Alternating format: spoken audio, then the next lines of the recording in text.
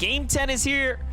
We are now starting to see what could be the breakaway competitors, but do not count out your veterans. Cold and Acorn have officially shown us after last game's performance that you can earn over 150 points and literally double your position in this tournament at any given time. And that alone, that prospect alone is just crazy, but it's only possible, Taka, right? Because of the way that the format is structured.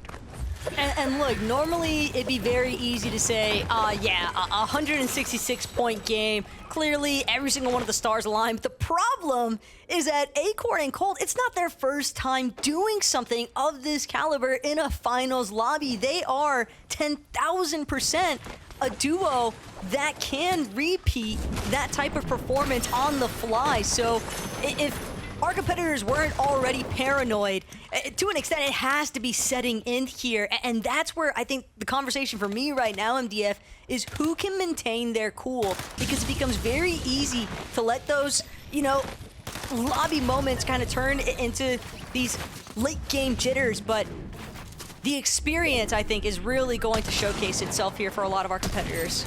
And you make a great point. Like, if that was the case, if that was true for someone like Clix and Vino, I mean, last game, it would have been over the moment Vino was taken out, right, in the opening exchanges. So I think you're absolutely right that, you know, mentality is super important, but again, being able to keep your cool, right, bounce back, reset, stay focused and locked in is what matters. This is a rematch right here between Evan Flappy, Vino and Clix from the last game. Last game, Vino was obviously caught off guard at the mountaintop to the north. Now they are very much aware that they have competitors nearby. Look at how much differently they're positioned and early shielded up.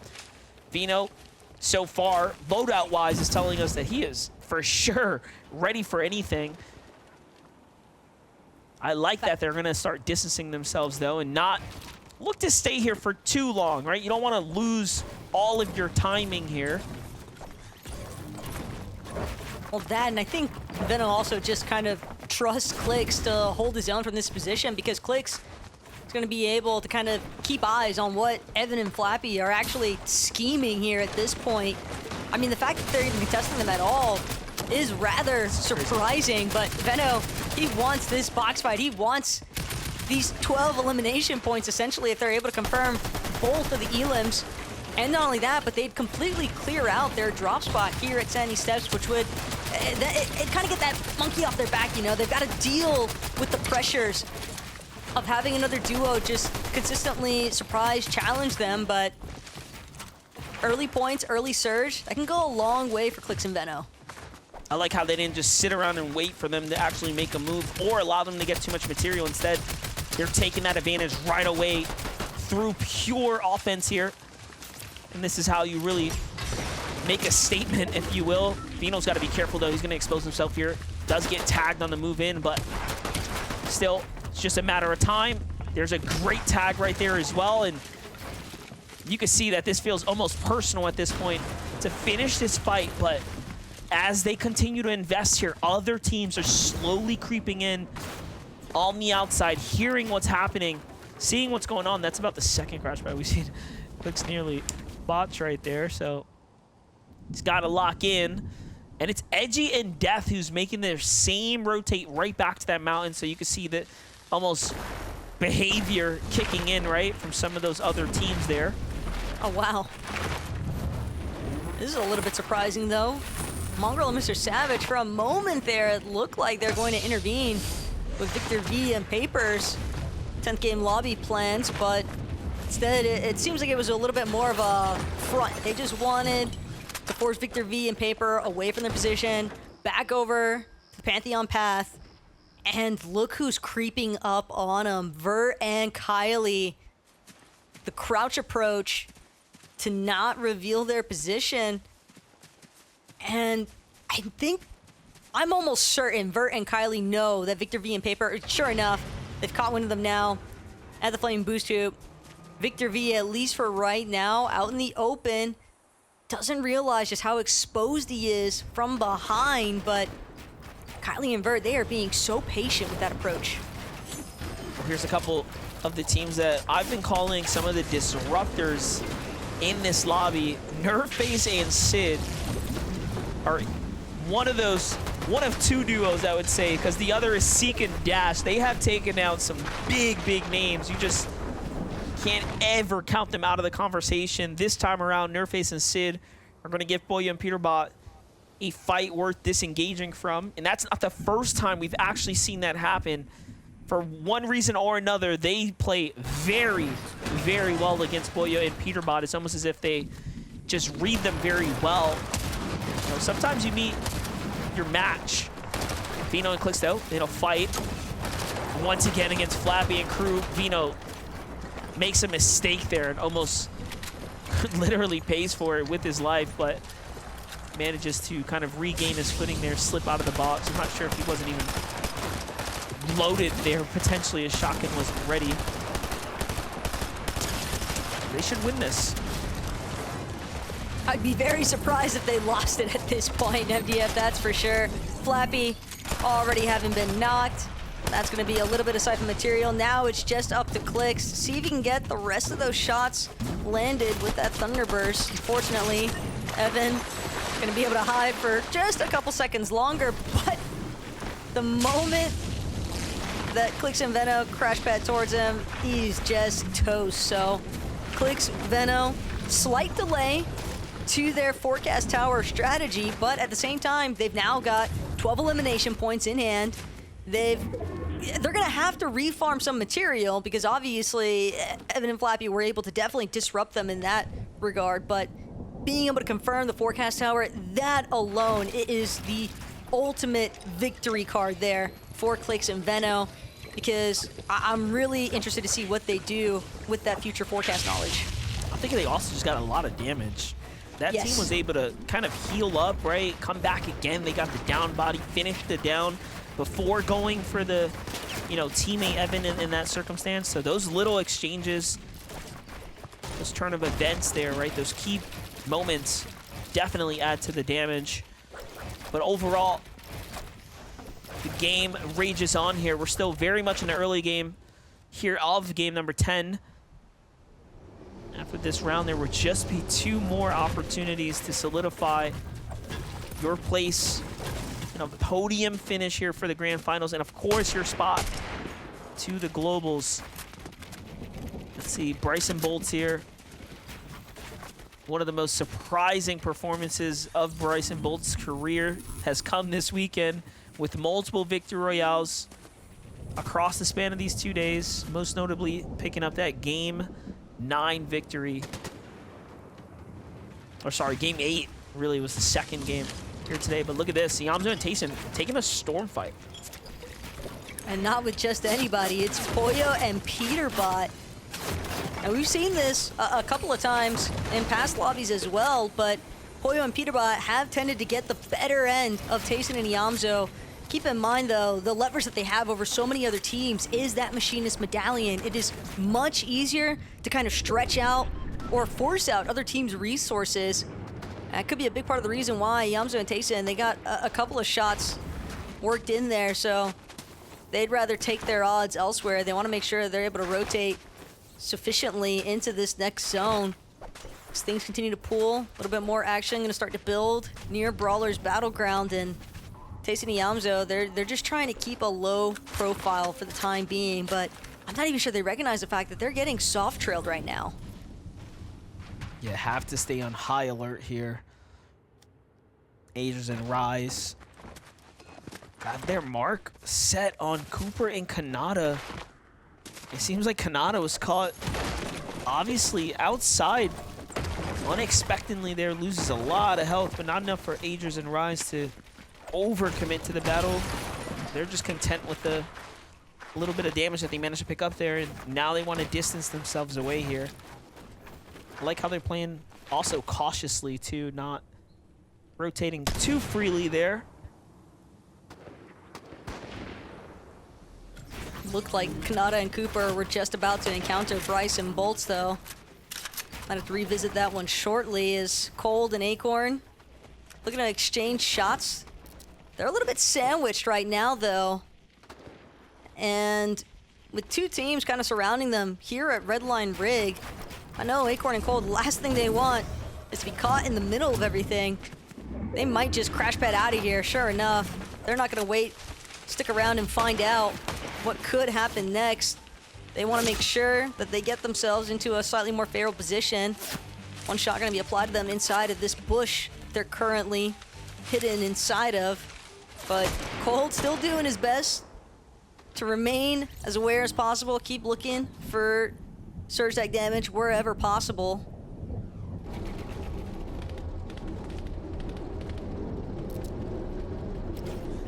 It's a nice little look at what Mongrel, Mr. Savage strategy in the early game has been. This time they switch it up from big surge base down to camping around one of these flaming hoops here.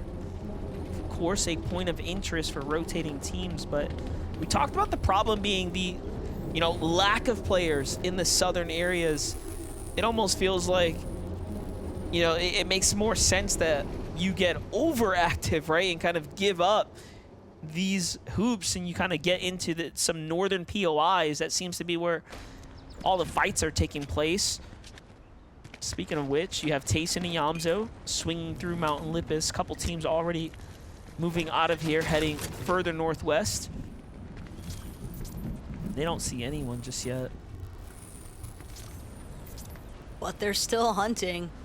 That's the main pickup here right now for Tayson and Yamzo, even though they're in a currently separate spot right there at Mount Olympus.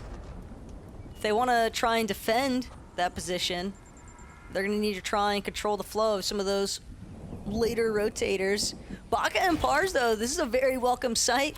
We've actually got one with the other this time. Last two lobbies, we saw only Baka. And last lobby specifically, Baka didn't really get to actually utilize having confirmed that forecast tower. So this time around, not sure if they were able to get the forecast tower. Don't believe it's currently in their possession. Didn't see that Purple Hunter's DMR on Baka at least. Maybe Pars is the one currently holding it, but being a duo is always going to be a better position than the solo circumstances that we've seen Baka have to work with. Yeah, Baka has, you know, held up his end of the relationship, if you will, really pulling in work, pulling weight here. Meanwhile, Acorn and Cold have bounced their way right back into this tournament. And it was crazy because if we think about how this all started, I mean, I wouldn't have thought for them to be in top 10 already, right after just 3 performances. But here they are. Only team on the Rift Island right now. And I think that's the first one we've actually seen spawn down here. Most of these other zones have been relatively similar, so we've seen them kind of fall into the hands of Peterbot and Pollo being the first to take claim. Ooh, this is rough right now for Rise. 2 separate duos directly east and west of him, not to mention the teams that are currently fixated on top of Rift Island. And he's below the surge threshold, so it's essentially a pick your poison situation. Who do you think you can take out first? Or at least maybe he can hope to try and apply some side shots into teams. Maybe if they get a little bit too antsy with each other on the Rift Island, but that downward position, it's going to be tough for him to get any sort of line of sight. He's in for a pretty difficult matchup here. As Bryce and Bolt. Bryce, we see him dropping, just trying to escape. Bolt still playing it out from Rift Island, but he's going to take the Ascender back down. Doesn't want to risk it. They'll take a moment to pause here. Try and regenerate their shield and white heals. Plenty of floppers to go around, though. 4 bolts at least, so I don't think Bryce is in all that dangerous of a position any longer. Fact of the matter still remains, though. They've now fallen underneath that damage threshold, but jumped right back up to the top of it. With some other player eliminations taking place in the lobby.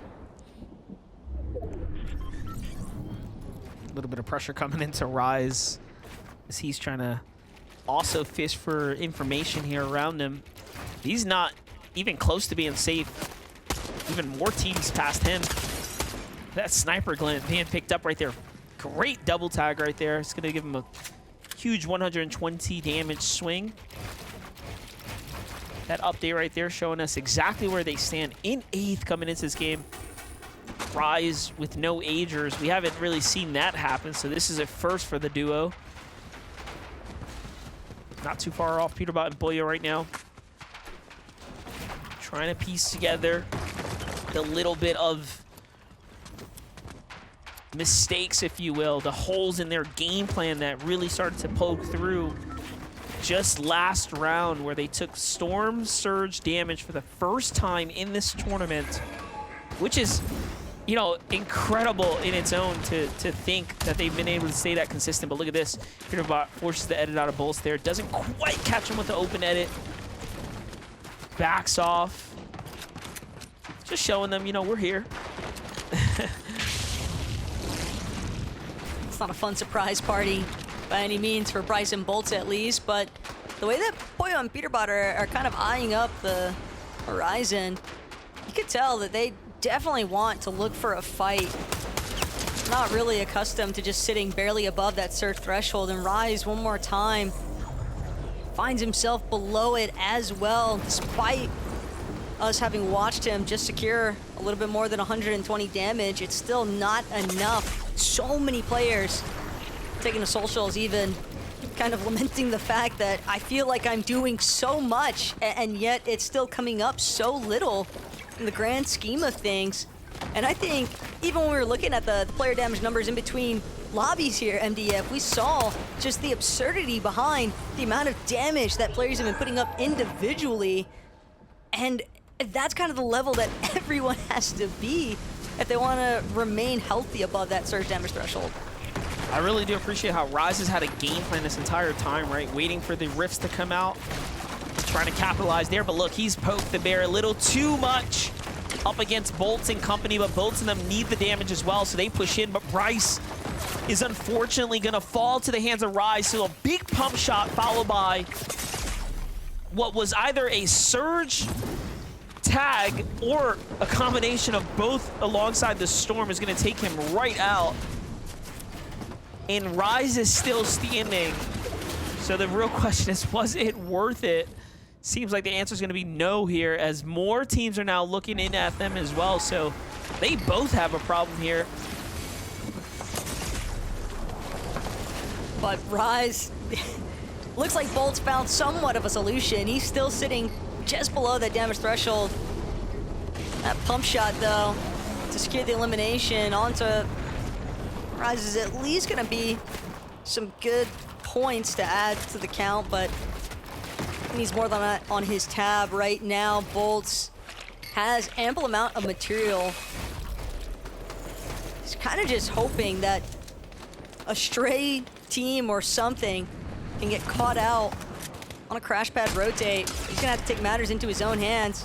Just firing some shots towards Clix and Veno's direction, but is immediately spotted out by teams the opposite way. And the fact that he's moving as a solo is bound to be a huge red flag. All these other teams in the lobby bound to be looking towards his metal box. Take a look at these elims right here. Peterbot and Pollo jumping up to this Rift Island. They just keep fighting for this Rift Island.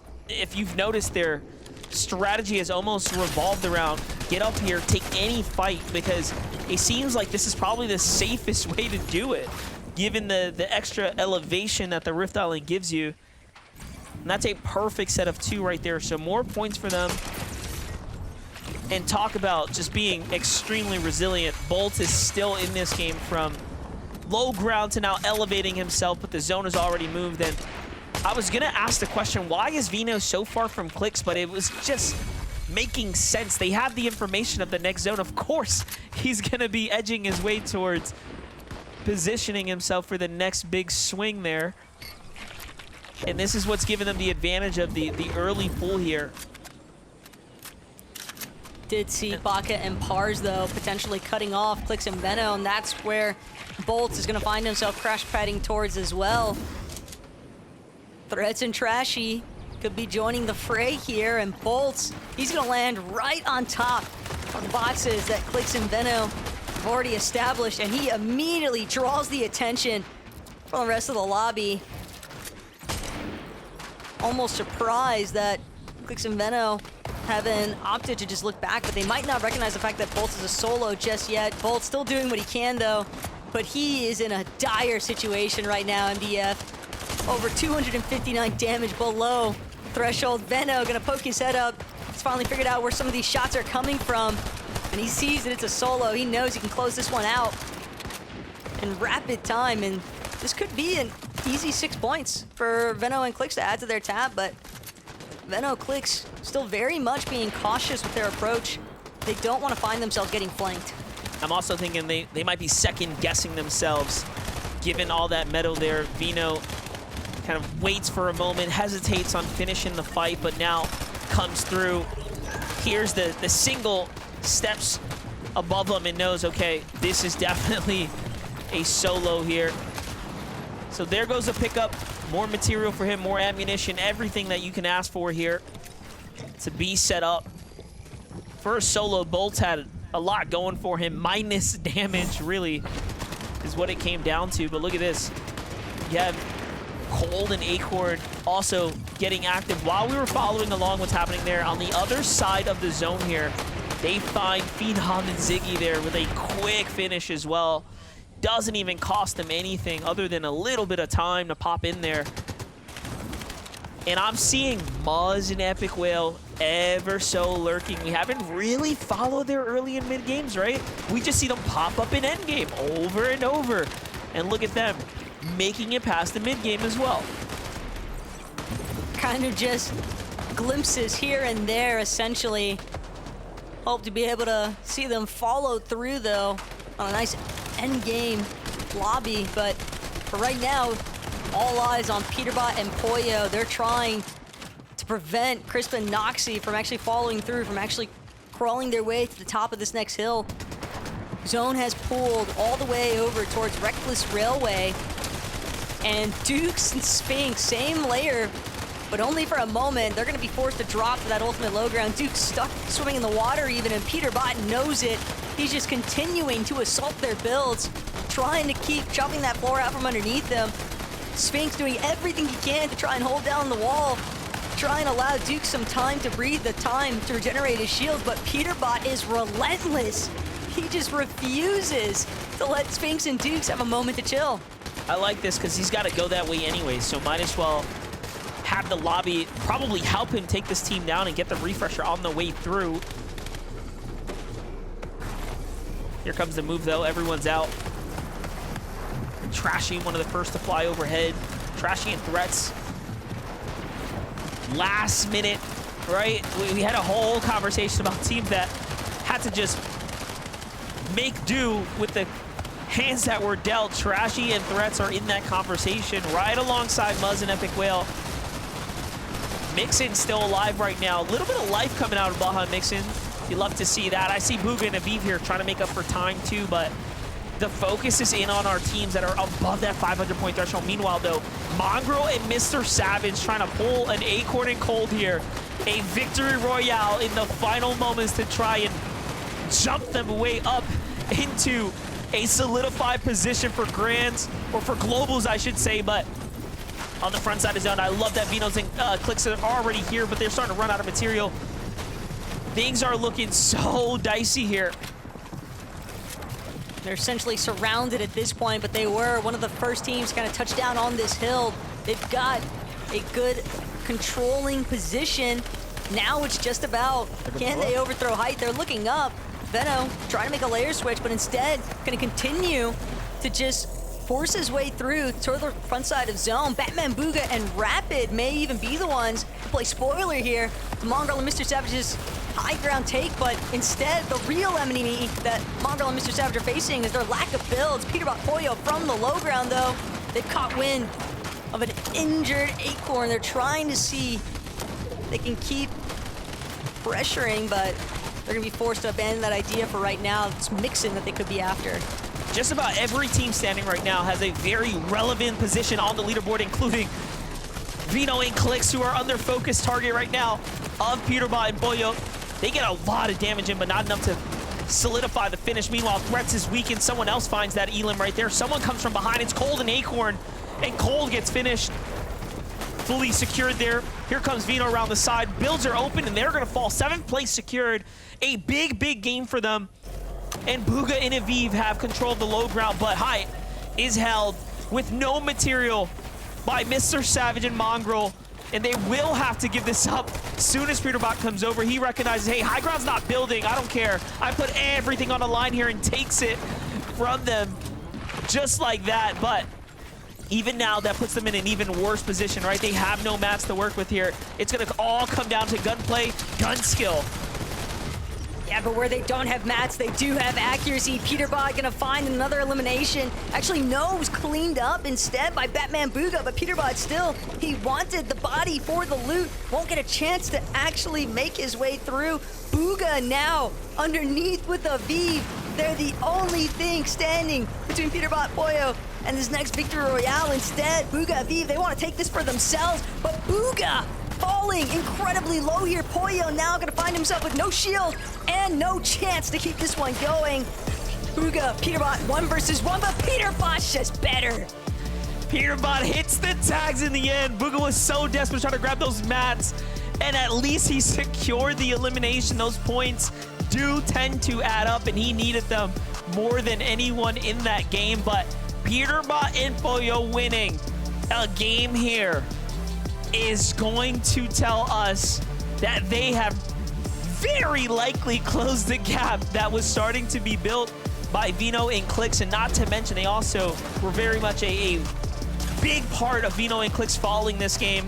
Just look at how they started to dismantle this entire lobby here, looking up to high ground, snatching things away right from underneath the hands of Mongrel and Mr. Savage there, and then turning this into a scrappy 2v2. Aviv and Bugha had every opportunity to win this fight, but unfortunately lose their ones there. Pollo put so much damage to Bugha there. Look, right camera peek, tracking was great. He gets the win, and Peterbot and Pollo take game number 10 now, locked and loaded there. And yeah, it's just so tragic as well if you're sitting from Clix and Veno's perspective, because they had an okay game. They had a good one even, some could argue, but Peterbot and Pollo just had a fantastic lobby here. It's all gonna come down to the final hour, it feels like MDF, but we'll find out what that leaderboard is looking like right after this short break.